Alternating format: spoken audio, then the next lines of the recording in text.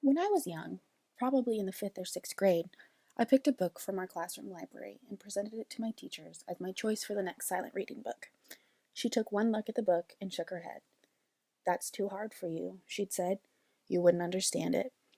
I looked down at the cover of Harper Lee's To Kill a Mockingbird, a book I had heard my dad talk about many times, and reluctantly placed it back on the shelf and picked something else.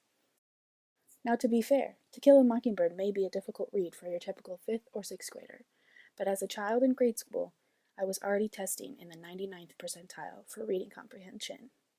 I could have and should have been reading that book, and many others like it. What makes this story especially sad for me to look back on isn't the fact that my teacher didn't believe in my academic ability. I was used to that. It was that my young self was in desperate need for a book like To Kill a Mockingbird. I needed Atticus Finch's advice. I needed to see Scout's resilience and Jem's grit.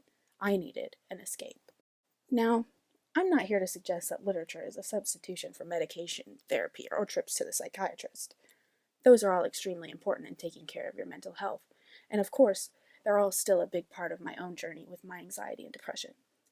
I'm here to suggest something that can work in tandem with all the other typical medical health cures, something we all have access to without an expensive trip to the doctor or a prescription from the pharmacy: literature. You probably think I'm crazy for suggesting that literature could possibly help with mental health issues like anxiety and depression. Perhaps I am, but if you trust me for the next couple of minutes, perhaps I can change your mind. I'll start with some research done by a couple of professors at Liverpool University. This research centers around the idea of shared reading experiences. Shared reading experiences are different than your typical book club. These aren't a bunch of middle-aged ladies drinking wine and discussing the themes of the latest popular beach read. Shared reading brings a small group of people together to read novels, short stories, and poems. It's important to note that these groups aren't reading genre fiction. No 50 Shades of Grey or John Grisham mysteries here. They focus more on books like Anna Karenina or Pride and Prejudice, and poems by authors like William Wordsworth or Robert Frost.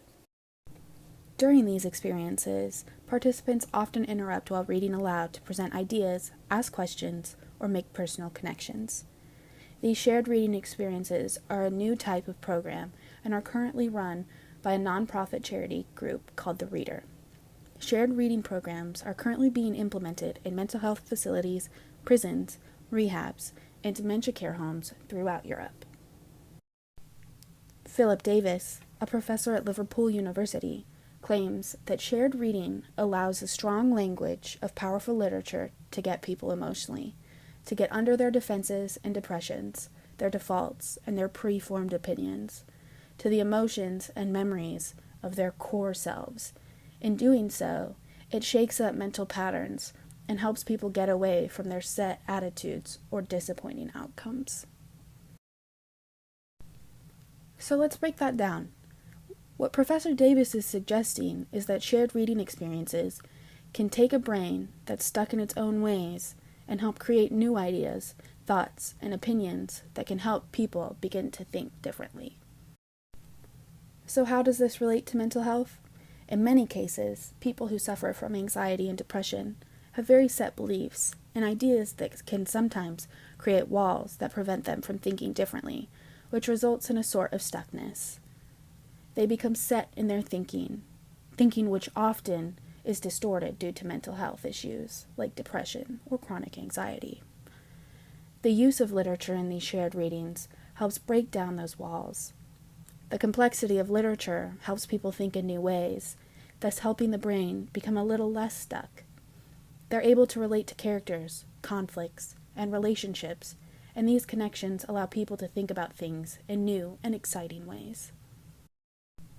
So perhaps, had my younger self been able to read To Kill a Mockingbird, instead of yet another young adult adventure or romance book, I would have been presented with ideas that challenged my own thinking, not only about the world around me, but also about the world that I had created in my mind. The world that kept me stuck in my own anxiety and depression. Perhaps the wise words of Atticus Finch would have helped me tear down a wall that I had spent years building up, a wall that was barring me from a path to better mental health.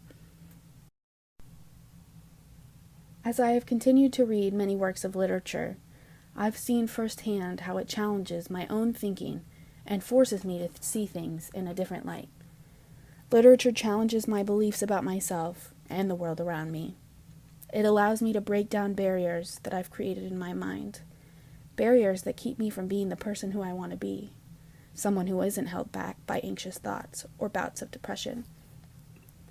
I believe literature, in combination with other treatments, can help create huge breakthroughs in the world of mental health. We just have to start reading.